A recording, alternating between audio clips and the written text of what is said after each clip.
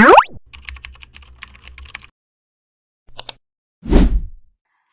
teman-teman pendengar, selamat datang di episode spesial podcast Caroline and Tim.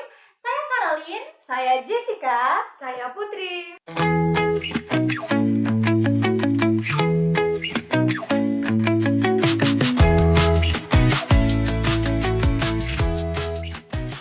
Jadi hari ini kami akan membahas berbagai hal seru. Tentunya sudah sesuai tema, yaitu YouTube Adventure.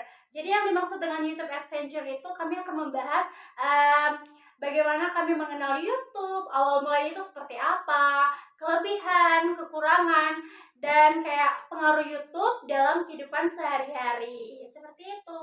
Mungkin langsung saja saya mau mendengar pendapat dari Kak Jessica terlebih dahulu.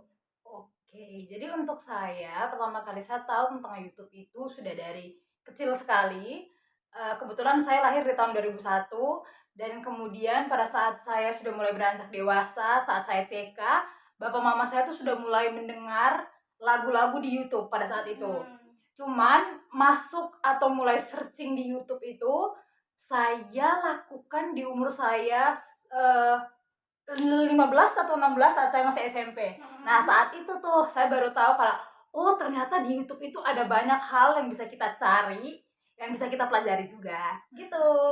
Jadi itu mungkin di awal mula kakak menggunakan handphone ya, baru bisa menggunakan YouTube itu. Ya, betul.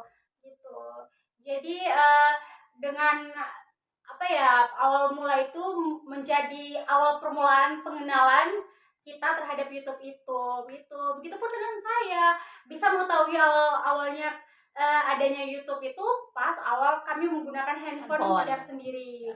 Begitu. Kalau semisal lewat orang tua sih mungkin itu cuman kayak sekedar tahu kalau ya ada YouTube begitu. Jadi kayak sampai sekarang pun akhirnya sudah cukup tahu kegunaan YouTube segala macam dalam kehidupan sehari-hari. Jadi terkait kelebihan dan kekurangan YouTube sih, kalau menurut saya pribadi, kan kita nih anak-anak kos ya. Jadi belum tentu semua anak-anak kos itu yang di kosannya tuh sudah include sama television. Jadi kayak dengan adanya YouTube ini mempermudah setiap orang yang ingin menonton film kesukaannya atau channel-channel favoritnya itu tuh pasti bisa lewat YouTube. Jadi itu sangat mempermudah kita, bukan kayak cuman anak-anak kos sih sebenarnya. Itu untuk masyarakat sekitar pun bisa mengakses apapun itu lewat YouTube. Gitu. Kalau kelebihannya juga dari saya itu orang-orang bisa mencari uang lewat YouTube. Nah, betul. Salah satunya itu dengan mengunggah vlog, kemudian video mukbang, dan ada juga live streaming yang membantu meningkatkan ekonominya mereka. Iya, betul sekali. Kan sekarang juga sudah banyak nih food vlogger, terus kayak ada yang artis-artis yang munculnya itu tuh dari YouTube gitu. Dan kata lain YouTubers ya. Iya, sebutan betul untuk mereka sekali. tuh YouTubers. Nah, di sisi lain walaupun ada kelebihan pastinya ada kekurangan. Nah, untuk kekurangannya itu sendiri menurut Kak Jessie seperti apa? Jadi gini guys, melanjuti dari apa yang Kak Putri bilang, kalau menurut saya banyak sekali orang bisa menggunakan YouTube nih. Mereka upload video vlog, mereka upload video mukbang, kadang ada orang iseng upload game atau konten-konten yang tidak bagus. Jadi semua orang tuh bisa akses.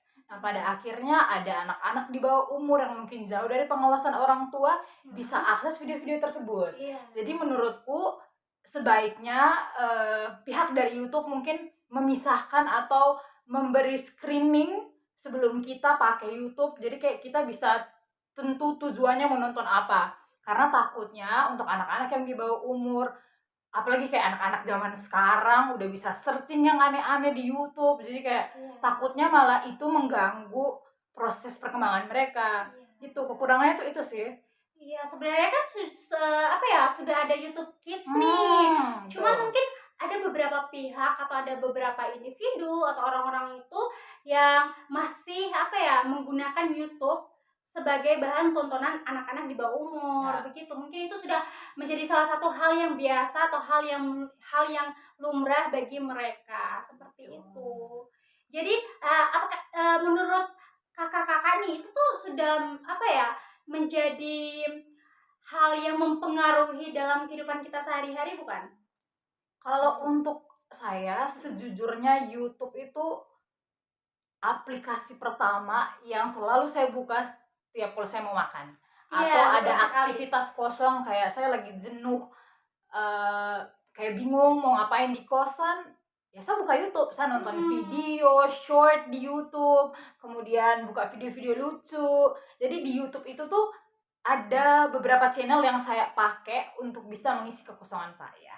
Iya, jadi itu ini juga menjadi buat kita itu tuh jadi kayak tidak bosan kan. Jadi YouTube itu bisa menjadi teman kita, teman teman tidur. Kita bisa buka atau searching lagu lewat YouTube. Terus menjadi teman makan kan. Orang-orang apalagi teman-teman kos saya itu berdasarkan pengalaman pribadi, mereka selalu makan ditemani tonton-tontonan dari YouTube. Betul. Jadi seperti itu, teman-teman. Mungkin adakah cerita-cerita lucu yang lucu menurut kakak-kakak nih, pengalaman pribadinya seperti apa?